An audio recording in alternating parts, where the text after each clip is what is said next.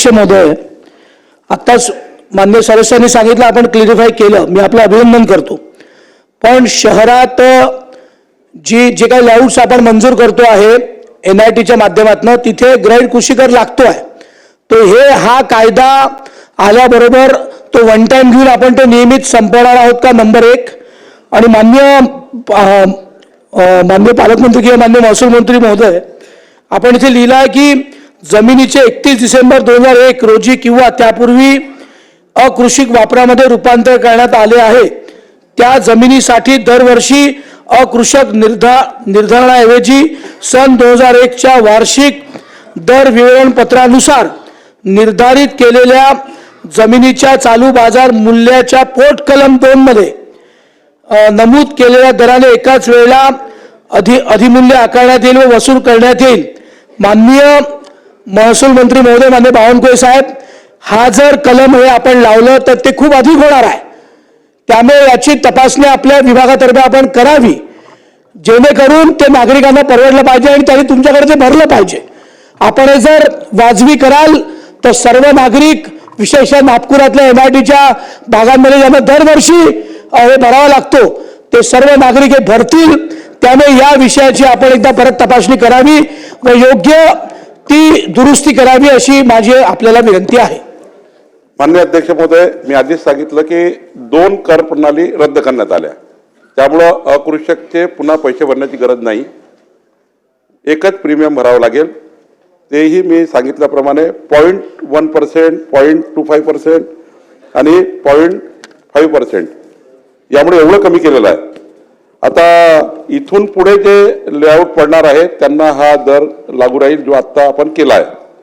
आणि आता जो दरवर्षी NA टॅक्स आपण घेत होतो तोही रद्द केला आहे. प्रत्येक वर्षी NA टॅक्स जो आपण घ्यायचो तो रद्द केला. आता वन टाइम, फक्त वन टाइम एकदा रेडी रेकनरच्या 0.1% भरले फ्री झाला. रेडी रेकनरच्या मी सांगितलं ज्या प्लॉटचा जो एरिया सांगितल्याप्रमाणे, त्यामुळे आता NA टॅक्स प्रतिवर्षी भरायची गरज नाही. आतापर्यंत प्रतिवर्षीचा NA टॅक्स हा त्या ठिकाणी साचला होता, तो आता आपण रद्द केलेला आहे. यानंतर फक्त या आपण जे काही रेट लावले त्याप्रमाणे पैसे भरून वन टाइम प्रीमियम भरून आता सर्व त्या ठिकाणी NAची अट आणि सनदची अट आपण रद्द करतो आहे. राहिला 2001, तर जे यापूर्वी जे NA टॅक्स लागलेले आहे त्यांना वन टाइम करण्याकरता, त्यांना वन टाइम भरण्याकरता 2001चा रेडी रेकनर लावून त्यावर हा रेट लावायचा, 2001चा रेट लावायचा.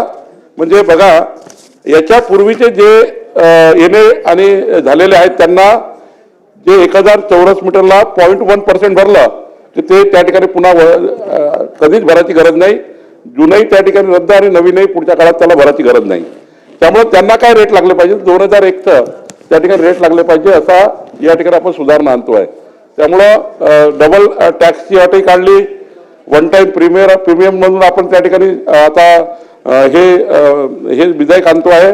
त्यामुळं मला असं वाटतं या राज्यातली अत्यंत महत्त्वाची मागणी या बिलाच्या माध्यमातून आपण पूर्ण करतो आहे. माझी सभागृहाला विनंती आहे की माननीय जयंत पाटील साहेब तुम्ही उशीर आल थोडे, माझी विनंती आहे की सभागृहाने तुमची आमची सर्वांची मागणी होती तेच बिल आला आहे, आपण सर्वांनी एकमताने या बिलाला मान्यता द्यावी अशी विनंती मी सभागृहाला करतो. परंतु आणखी असे अध्यक्ष बावनकुळे साहेब, एकच माझी विनंती आहे की दुसरा पॅरेग्राफ परत आहे की 2002 रोजी किंवा त्यानंतर अकृषिक झाल्याच्या जमिनीच्या बाबतीतला एक आहे, त्या बाबतीत आपण असं म्हटलं आहे की वापरामध्ये रूपांतर करण्यात आलेल्या जमिनीसाठी दरवर्षी आकारण्यात आलेल्या अकृषिक निर्धाराऐवजी ज्या वर्षी अशी जमीन अकृषिक वापरासाठी रूपांतर करण्यात आली असेल त्या वर्षाच्या वार्षिक दर विवरणपत्रानुसार जमिनीच्या बाजार मूल्याच्या पोट नियम 2 मध्ये नमूद केलेल्या दराने एकाच वेळेस. सर, हे खूप जास्त होईल, इथेही रेडिएक्टप्रमाणेच घ्यावे अशी माझी विनंती आहे. या बिलामध्ये नमूद असलेल्या प्रत्येक बाबीबद्दल बाजार मूल्य नाही तर रेडी रेकनर प्रमाणेच करणार आहोत.